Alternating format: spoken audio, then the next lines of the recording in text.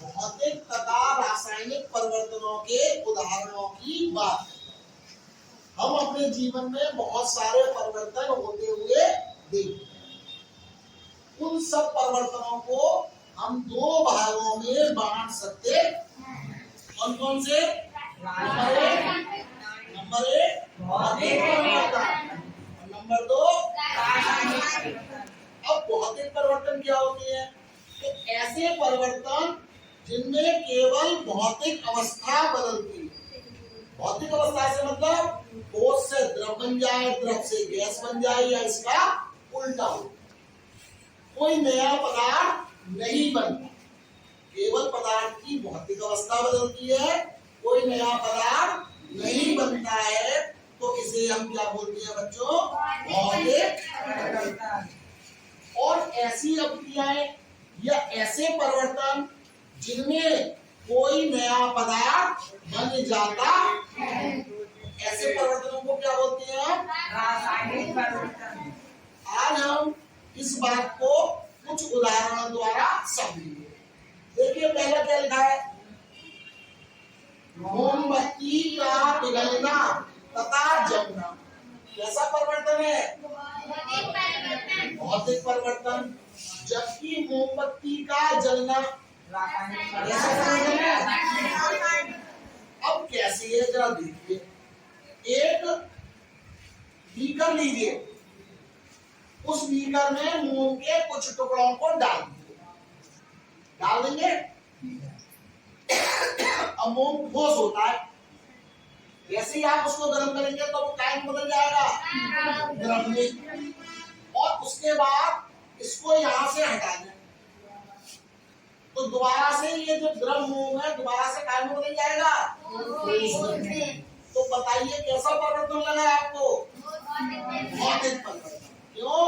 क्योंकि मोम ठोस से काय में बदला, द्रव में, और ठंडा करने पर द्रव से दोबारा काय में बदल गया, ठोस में मोम में बदल गया। तो इस परिवर्तन को हमने क्या कर लिया? वापस कर दिया। अब देखिए दूसरे में एक मोमबत्ती है, इस मोमबत्ती को माचिस की तीली से जलाएं। जैसे ही आप जलाएंगे तो आपको धुआं निकलता हुआ दिखाई देगा, और उस धुएं में दो गैसें होंगी, एक तो होगी कार्बन डाइऑक्साइड और दूसरा होगा H2O।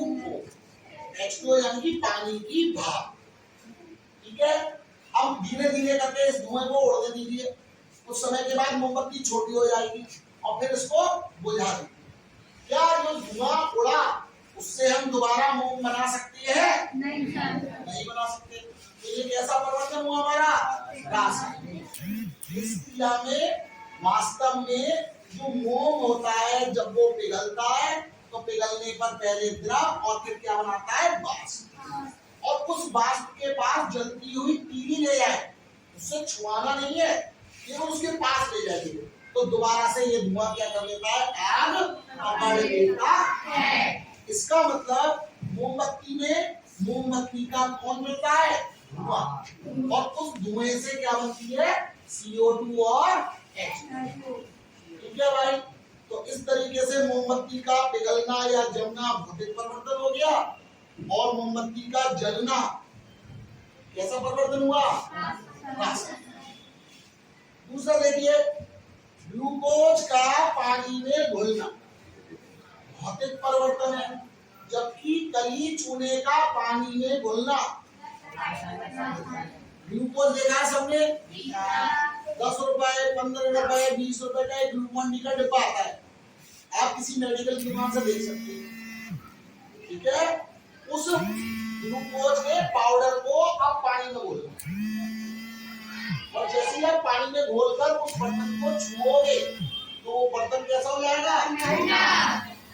ऐसी क्रियाओं को बोलते हैं ऊष्मा शोषी अभिक्रिया। ऊष्मा अवशोषित हो जाती है। परिवर्तन हुआ भौतिक परिवर्तन, यानी कि जिनको हम वापस ला सकते हैं। अब देखिए हमने यहाँ पर क्या लिया? पानी का एक बीकर लिया है, और इस पानी के बीकर में क्या डाला है? कली चूना।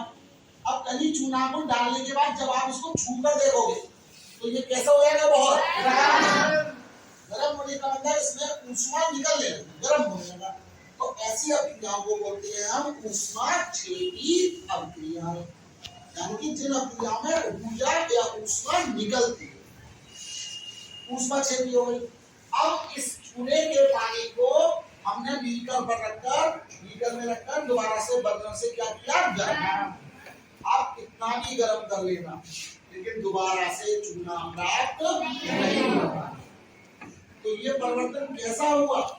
क्यों? क्योंकि आप इसको वापस नहीं ला सकते और इसको आप वापस ला सकते हैं। ठीक है, तो ऐसे परिवर्तन जिनमें केवल अवस्था बदलती है, कोई नया पदार्थ नहीं बनता और जिन्हें हम वापस कर सकते हैं, क्या बोलते हैं? भौतिक। और मान लीजिए कोई नया पदार्थ बन जाए और जिन्हें आप सामान्यतः वापस ना कर सके तो क्या बोलना है? रासायनिक परिवर्तन। चलिए अब हम आपसे दो बातें पूछेंगे, उन बातों को सुनकर आपको ये बताना है कि ये परिवर्तन हमारा भौतिक परिवर्तन होना चाहिए या रासायनिक परिवर्तन। बताइए, चंद्रमा का निकलना भौतिक परिवर्तन, ठीक है। बीज, चने के बीज का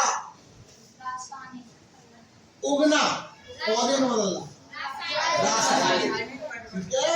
क्योंकि हम बीज से जब पौधा बन जाएगा तो उसको दोबारा से बीज में बदल नहीं सकते, लेकिन चंद्रमा आज निकला है तो कल भी निकलेगा, परसों भी निकलेगा। तो इसका मतलब चंद्रमा का निकलना कैसा परिवर्तन हुआ? और बरसात का होना कैसा परिवर्तन हुआ? बरसात होना भौतिक परिवर्तन। आज हुई है, कल भी होगी, अगली साल भी होगी, ठीक है। क्योंकि पानी जो है वो भाप बनता है, उड़ जाता है और उड़